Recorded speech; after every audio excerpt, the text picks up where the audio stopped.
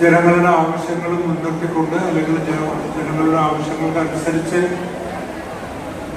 ശക്തിപൂർവ്വം മുന്നോട്ട് പോകാനുള്ള ഒരു സന്നദ്ധത ഇപ്പോഴും കുന്നംകുളം മുനിസിപ്പൽ ഈ നഗരസഭയും അതുപോലെ തന്നെ നമ്മുടെ MLA മുന്നോട്ട് കൊണ്ടുപോകുന്നത്.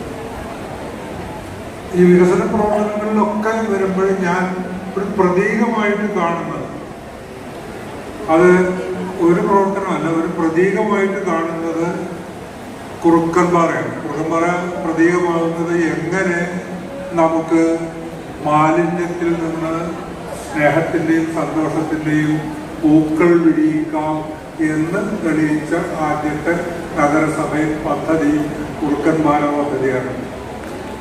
അതായത് ഒരു ചീത്ത വസ്തുവിൽ നിന്ന് അല്ലെങ്കിൽ ചീത്ത എന്ന് എല്ലാവരും പറയുന്ന ഒരിടത്ത് നിന്ന് ഏറ്റവും മനോഹരമായിട്ടുള്ള ഫലങ്ങൾ സൃഷ്ടിക്കുക എന്നുള്ള ഒരു പ്രവൃത്തി നടന്നത് കുന്നംകുളത്താണ്. അന്ന് MP രാജേഷ് വന്നിട്ട് ഉദ്ഘാടനം ചെയ്തപ്പോഴൊക്കെ പ്രത്യേകം പറഞ്ഞു.